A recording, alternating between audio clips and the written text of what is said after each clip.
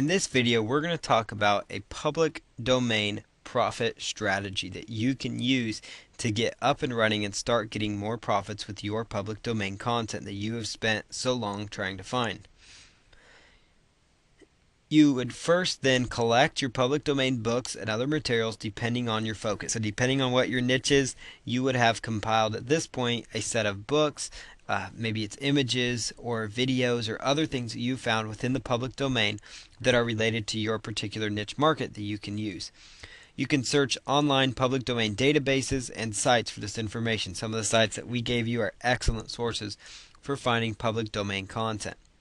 You can choose a handful of material to repurpose and decide what formats you are going to create your content in. So you want to take some of the materials and consider repurposing them, because that's going to help set you apart. It's going to help give you a little better feel and also help you sell it more, because sometimes public domain content in itself is excellent, but it needs a little bit of massaging to make it a great product that your customers are going to be happy with, and you want customers to be happy.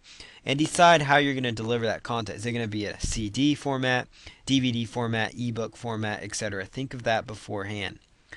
You want to create your material from the public domain content, including scanning and editing books, adding content, bundling, and reselling. So take the public domain content that you're going to use, scan the parts that you want to use, and try to use the OCR scanner so it will automatically turn it into digital format, and then edit the books, and then add your own content, bundle it with other books, and then get ready to resell it.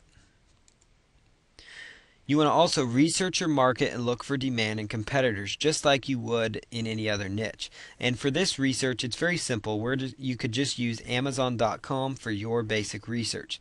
So for example, if you consider the romance niche as a niche market, which is huge, you could visit www.alibris.com and search for the keyword romance and try to search for it before 1920 or before 1923 as an example, and run a search anywhere before 1920.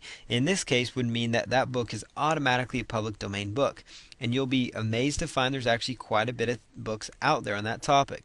So you can also look at what kind of content appeals best to your market by doing the search. You can see on these websites, are people looking at novels if they're in the romance niche, or looking at videos or reports? How are they getting their information? Same thing if you're looking for motivation, those kind of things. How are they getting their content? How are they getting their information? Think of those things and run those scenarios through your head. So you can also reproduce, a public domain work in digital format, and it can allow you to add a license and terms of use to your product, which would prevent people from selling it in its current form. So this means if you reproduce a public domain work in digital format and you make quite a few adjustments to it, or you just reproduce in a totally different format, like let's say it's in a book format, you totally reproduce to digital format, it basically would prevent people from selling it in the current format that it's in, the current form that you have set up with it. Maybe it's the additional content you've added, things like that. So it kind of protects you. So they would have to go through all the effort to scan, edit, and compile the content together. So this means that in the order you've done everything, it basically protects you and means that they need to also do some of the work as well if they want to see good results, if they want to see the same results. So they can't you've done all this work of scanning, editing, compiling, you spent hours and hours on it, and they come along and say, oh, that looks good, I'm going to take it and resell it. You could actually set terms on that and say, I did, this is the effort, these are the terms you lay out. Obviously you could run that through a lawyer if you wanted to be safe, but that's just some ideas related to that. You can also use PDFs when creating ebooks to sell online. That's very important. A lot of times, especially those that are new, might consider trying to sell an ebook with the Word document format, and that's not the best format because people can easily edit that and turn it into their own thing. So if you do it as a PDF, it basically would kind of help set you apart, so it's harder for them to duplicate your efforts, and so therefore more people are going to want to buy or download the free report that you have to offer.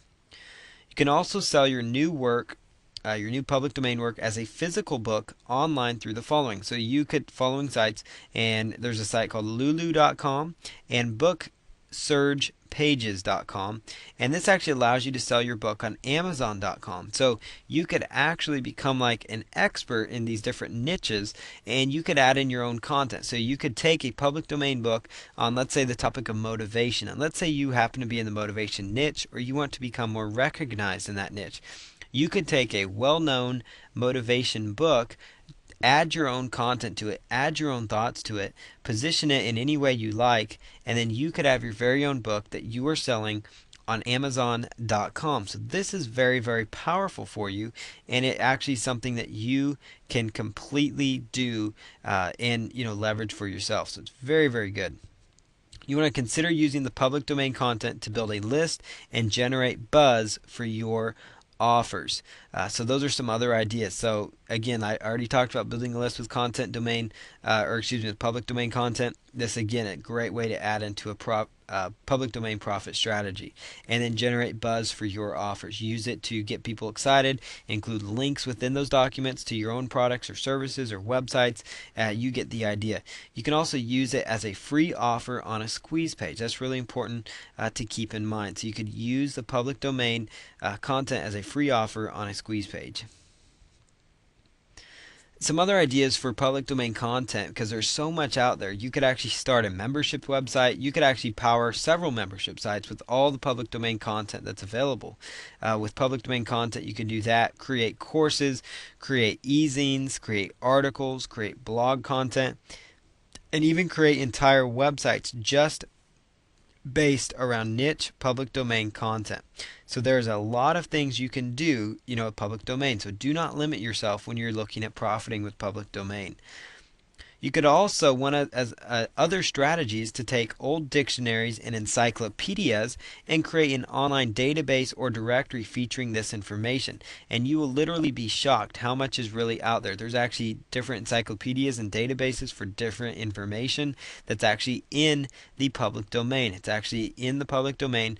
You have the rights to use some of this data and information, so you could create entire websites just based around this information. So this is very, very powerful. So I hope this video shed some more light on you as to how much profits there are sitting there with the public domain, and how you can use the public domain effectively for more profits for your business.